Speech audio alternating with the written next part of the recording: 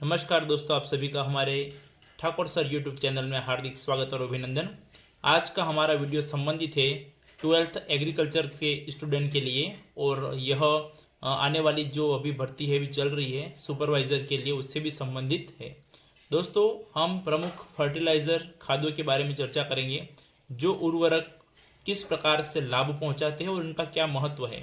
सबसे पहले चर्चा करें यूरिया के बारे में।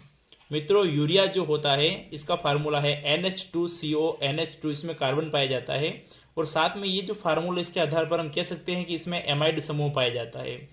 यूरिया जो होता है इसमें आयन मुख्य रूप से देखें तो यही एमाइड कन्वर्ट होता है अमोनियम आयन में। तो यह अमोनियम आयन जो होता है वो मुख्य आयन के रूप में कार्य करेगा।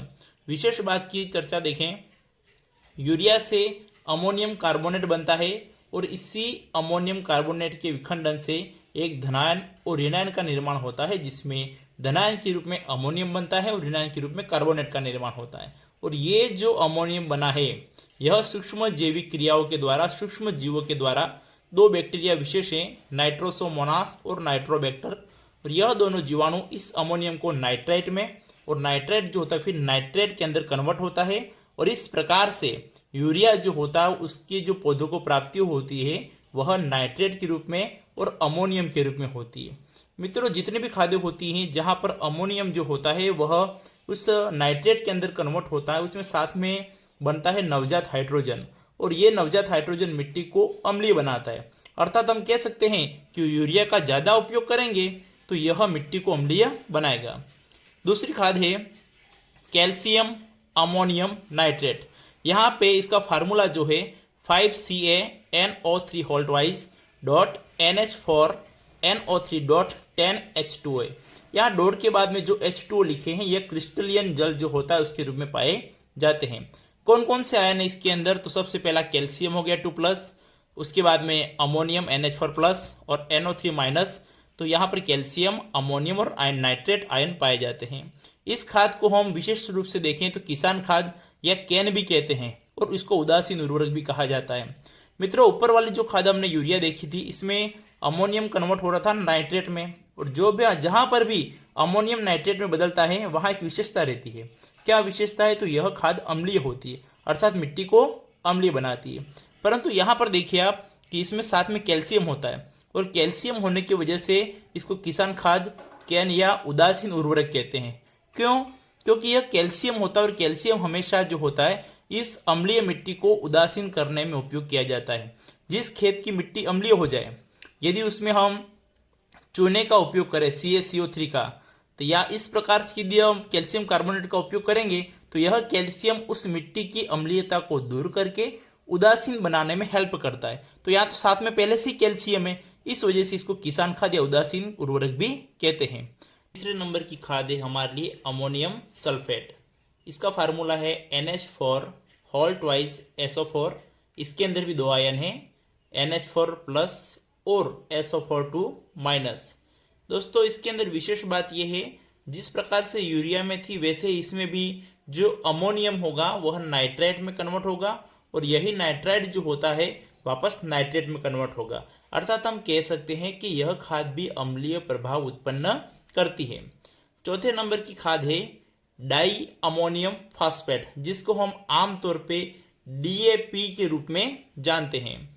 दोस्तों, एक बात आपको ये भी ध्यान रखनी है कि DAP का उपयोग जो होता है वो उड़कर करते हैं, अर्थात जब बीज की बुआई की जाती है तो साथ में ही उस बीज के साथ में इसको भी मिक्स कर देते हैं और उड़कर अर्थात बुआई के साथ में इसका उपयोग किया जाता है।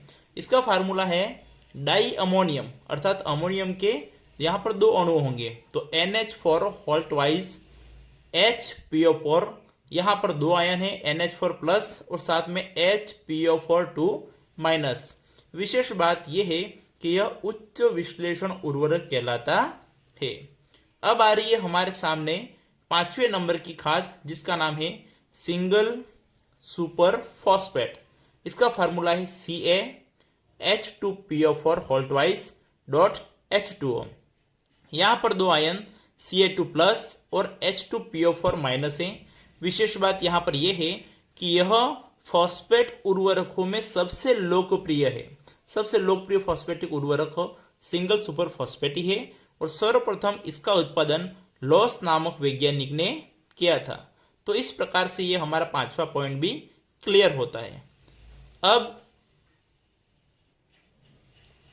अब छठे नंबर का उर्वरक है म्यूरेट ऑफ पोटाश, अर्थात म्यूरेट ऑफ पोटाश जो होगा इसका फार्मूला होगा KCl। इसके अंदर दो आयन होंगे K+ और Cl-।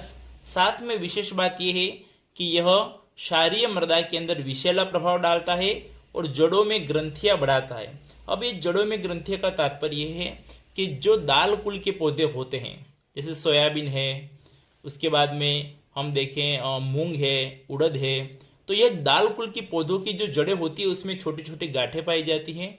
उन गांठों में राइजोबियम नाम का जीवाणु होता है जो वायुमंडल की नाइट्रोजन को स्थिरीकरण करके खाद या उर्वरक में बदलता है। तो दोस्तों, यदि हमें जड़ों में गांठें बढ़ानी है तो म्यूरेट ऑफ पोटाश, जिसको हम कहते हैं KCl, इसका उपयोग कर सकते हैं। सातवें नंबर पे है last final sulphate of potash. Sulphate of potash का सूत्र होता है K2SO4। यहाँ पर K+ और SO4 दो आयन है। विशेष बात इसका निर्माण जो होता है वह लैंग्वेनाइट के द्वारा होता है। लैंग्वेनाइट का मीन्स क्या होगा, K2SO4.2MgSO4 potassium sulphate and magnesium sulphate का जो मिश्रण होता है इसके द्वारा इसको बनाया जाता है। और यह भी एक उदासीन उर्वरक है। यह उदासीन इसलिए है क्योंकि न तो इसमें सोडियम है जो मिट्टी को क्षारीय बनाता है, न इसमें नाइट्रेट है जो मिट्टी को अम्लीय बनाएगा।